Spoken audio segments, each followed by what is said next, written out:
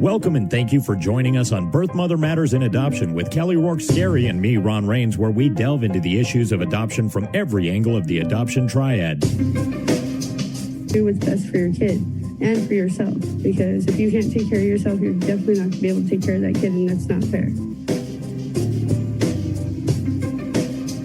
And I know that my daughter will be well taken care of with them. Don't have an abortion. Give this child a chance. All I could think about was needing to save my son.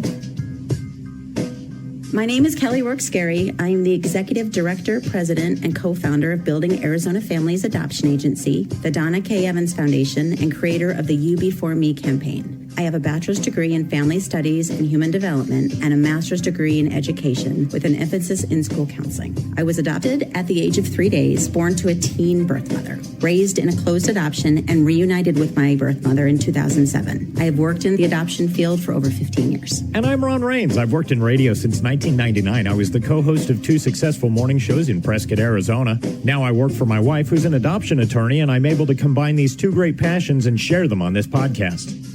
Here's a quote from President Ronald Reagan. When a child loses his parents, they're called an orphan. When a spouse loses her or his partner, they're called a widow or widower. When parents lose their child, there isn't a word to describe them.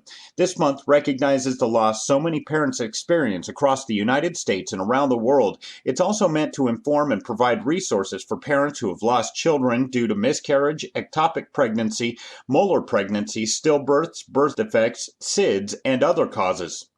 1 in 4 pregnancies end in loss. If you or someone you care about has lost a child to stillbirth, miscarriage, SIDS, or any other cause at any point during pregnancy or infancy, please join us in raising awareness this month because October is Pregnancy and Infant Loss Awareness Month. In 1988, President Ronald Reagan proclaimed October as Pregnancy and Infant Loss Awareness Month. Tragically, approximately 1 million pregnancies yearly in the United States end in early pregnancy loss, stillbirth, or the death of a newborn child. In October, Share Pregnancy and Infant Loss Support will host several events to honor and remember all those sweet babies that have gone far too soon. These events include the Wave of Light Remembrance Service and the annual Share Walk for Remembrance and Hope in St. Louis, Missouri, along with several chapter walks across the nation. The loss of a child stays with parents, friends, and family members forever, but it can be challenging for others to truly understand the emotional and physical impact. Events across the country take place each October and help people to better emphasize and support parents on their journey of hope. Pregnancy and Infant Loss Awareness Month enables us to consider how, as individuals and communities, we can meet the needs of bereaved parents and family members and work to prevent causes of these problems. Early pregnancy loss, stillbirth, infant loss. Sadly, these are deeply painful experiences that many families face daily, but they receive little attention. It may be hard to talk about, but the more open we are, the better we can serve bereaved parents. Early pregnancy loss is the most common type of loss. According to the American College of Obstetricians and Gynecologists, studies reveal that anywhere from 10 to 25% of all clinically recognized pregnancies will end in early pregnancy loss. When fetal death occurs after 20 weeks of pregnancy, it's called a stillbirth. These tragic deaths occur in 1 in 160 pregnancies. Millions of mothers and fathers don't know where to turn for grieving support after losing a child. Bereaved families long for ways to honor their deceased babies, and October is nationally recognized as Pregnancy and Infant Loss Awareness Month. October is Pregnancy and Infant Loss Awareness Month. As an adoption community, we need to make sure that we are supporting all facets of life. Birth mothers are experiencing pregnancy, and they too take part in the national statistics of 1 in 4. 1 in 4 babies is lost to miscarriage or stillbirth. By spreading awareness, we can not only help women that experience this loss along with their partners, but we can help the adoptive families as well. Because in an adoption situation, not only is the birth mother grieving for the loss of her baby, but the adoptive family is grieving for the loss of the baby that they believe is going to be theirs. So you do not just have 1 or 2 people grieving for the loss, you have 3 or 4 people grieving for the loss of this baby. Today in the podcast, we're going to go over what the awareness is trying to educate people what the goals of the nationally recognized campaign is, the foundations that support the campaign behind trying to spread the awareness.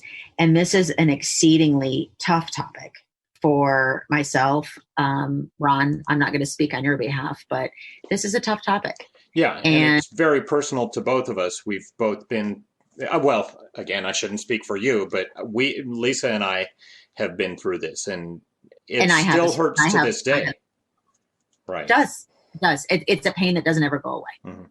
And you know, we can talk about that as we get into this. I hope that our listeners can take away, whether you're a birth mom or an adoptive family, or whether you're just somebody who believes in adoption and is listening to the podcast, that this is a really important subject. In 2020, this is still a topic that is not openly spoken about. I can tell you from my experience, myself included, this is not something that is brought up. It is something that has been under wraps for a long time with many, many people. And that's why I think former President Ronald Reagan was so amazing when he took the steps to make this an awareness month, this topic, because it's bringing light to darkness that wasn't there before. When we're going through this, we're acknowledging that the loss is on behalf of both the birth parents and the adoptive parents. As you stated in the article that you had read, the American College of Obstetricians and Gynecologists revealed that anywhere between 10 to 25% of all clinically recognized pregnancies will end in early pregnancy loss. And that's clinically recognized. So that's not even recognizing the pregnancies that existed before you went to the doctor.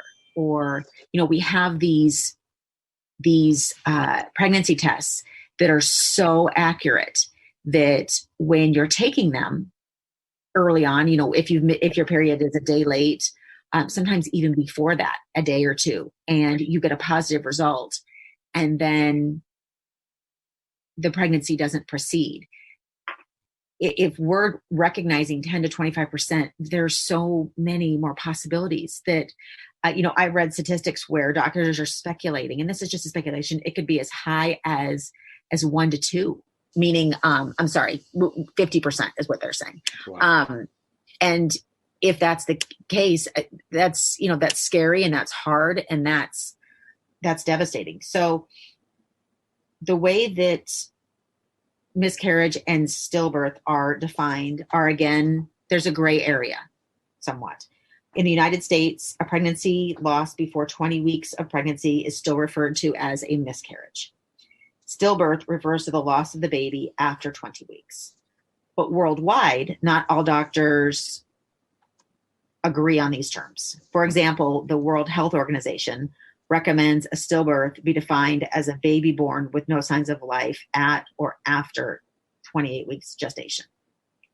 So again, it's so hard when the parameters are not clearly defined. Mm-hmm. And I would say that for a lot of women and men, it may be uncomfortable to talk about miscarriages or stillbirths. I know that for me, it was very uncomfortable because I felt as a mom carrying a baby, you know, the first thing I thought of was, what did I do wrong? You know, did I have too much caffeine? Did I not rest enough? Should I not have gone for that long walk? Like, you start second guessing everything that you've done. And then, you know, you blame yourself, and you go through those stages of grief that we've talked about so many times. And, you know, I felt like a failure every time, you know, when I had a miscarriage. I have had multiple. So I felt like a failure. And when I would disclose to people that I had had a miscarriage, I felt like I'm walking up to somebody and telling them, hey, I just failed and I lost my baby. Mm-hmm. And that was so hard. I was always careful. You know, I have 4 biological children. I never disclosed to more than 2 or 3 people that I was pregnant until I was after 13 weeks. And that being said, I still didn't want to go and tell the people that knew that I was pregnant that I had lost the baby. And mind you, nobody ever said anything that was judgmental or hurtful. It was just, as a mother, I felt like I had failed my baby, and it was really hard to accept. And I had similar feelings. It wasn't, obviously I wasn't thinking, oh, it's because I did this wrong or did that wrong during the pregnancy. I personally got a little deeper into it, and I wondered if it wasn't kind of a punishment for past decisions. And, speaking specifically about the abortion that I partook in. And so I blamed myself in a lot of ways. I thought, well, maybe this is kind of God saying, you didn't want the first one, you don't get this one. I totally get where you're coming from, because I haven't had an abortion, but I've made past decisions that I wish I had done differently. And you do wonder, like, is this just coming back at me? Is this karma in her worst day? And, birth mothers will talk to me and tell me, like, I lost the baby. Is it because I was going to place the baby for adoption? Like, was that the wrong choice? Did the baby not feel like I loved the baby enough? Was it because I wasn't bonded with the baby? Like, what did I do? What was wrong? And it's so incredibly hard to not wonder and judge yourself and process it, when the studies say that most of the time, almost all of the time, when you have a miscarriage, it's nothing that you did. It's not daily life. There was something either genetically or something wrong, and that's why the baby didn't make it. And hearing that, as a mom who has had miscarriages, that really doesn't make you feel it didn't make me feel any better. No, not necessarily make you feel better, but it just, even in reading these statistics now and realizing that a quarter of pregnancies, or maybe more, end in miscarriages or stillbirths, it really kind of shined a light on it for me, because I had no idea. I've never talked to other people about our miscarriage or anybody else's. Again, and maybe this October being Awareness Month for it, it will shine a light on it continually, year after year. More and more people will understand that it wasn't something you did. This is something that does happen, unfortunately, quite often. And maybe that will relieve some of the guilt feelings that people have as far as their decisions, their lifestyles, other things like that, that it probably wasn't anything you did. Right. The other thing that I hope that the awareness campaign accomplishes is, I know when I lost the babies, I felt very alone. I felt, it was so hard to look at other pregnant women. It was so hard to hear that somebody else got pregnant. It was so hard to look at a newborn. And, when you lose the baby, your dreams for that baby die right along with the baby. Your hopes, your plans, the future that you have in your head projected all the way out through college and grandkids and all of that is gone. Yeah. And before people started talking about it and it becoming more, more studies came out and this awareness is being pushed, I think that the unrecognized pain that moms and dads go through, whether, like I said, they're in an adoption situation or not, is almost unfathomable. I mean, the torture, the mental torture that I know I put myself through when I would lose the baby, and then the silence that I would keep myself because I didn't go out and talk to people or tell people. I think it was just a way of maybe punishing myself, that I didn't want to, in my opinion, walk out and say, I failed. Like I did something wrong, but I lost the baby. And that's just, it's really hard. It's really hard. And I was always so worried that I would have a miscarriage. Like I said, even with my first one, I was so worried that I just wouldn't tell anybody till after 13 weeks. That didn't make it any better. Right. It didn't change anything. So in looking at, all the research that we've done for the podcast, I found so much comfort in knowing that I'm not alone. And if you sit down and you talk with women who've had multiple children or one child even, a lot of them have been the 1 in 4. I think everybody feels a little bit better when they know they're not alone. Absolutely. So when we're silent about perinatal loss, we send the message that there's no space for mourning, leaving adoptive families and birth families isolated and alone in their grief. And so one of the goals of the Pregnancy and Infant Loss Awareness Month is breaking that silence and stigma surrounding pregnancy and infant loss. This month is meant to honor the millions, and I mean millions, of families who've experienced loss through miscarriage, stillbirth, or even infant death. It's so hard. This is such a hard topic. And Ron, because you and I will talk to the end of the day about how we believe in life and we want to preserve it at all costs. This is something that we can't fix. Right. And even though we can't fix it, I think we still have the opportunity to help people through a process that is of no choice of their own. Right. And through no fault of their own, especially. Right. So they're saying that 1 in 4 pregnancies end in miscarriage and approximately 1% of pregnancies end in stillbirth. That's a high enough number that 1% people say, oh, that's not a big number. That's not. It's 1 out of every 100. Right. That's a lot of babies. There are no right words to say to an adoptive family or a birth mother when they lose the baby, but there are wrong words. And we're going to talk about that in the next podcast.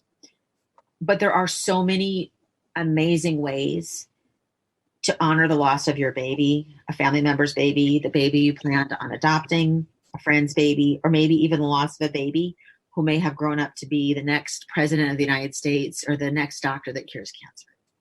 So some of the ways that you can participate in helping spread awareness so that moms and dads out there who've lost a baby know that they're not alone. You can participate in the International Wave of Light campaign, and that's where you light a candle at 7 p.m. on October 15th. There are 3 hashtags that you can use to share photos, and we'll put that up on our Facebook page and all of our social media. So if you have lost a baby and you want to hashtag and share a photo, you can do that. You can join a walk or remembrance activity on October 15th. You can go to counseling if you're somebody who's lost a baby, or you can join a support group. And there is an amazing website and services that you can access. So we're going to talk about in the next podcast.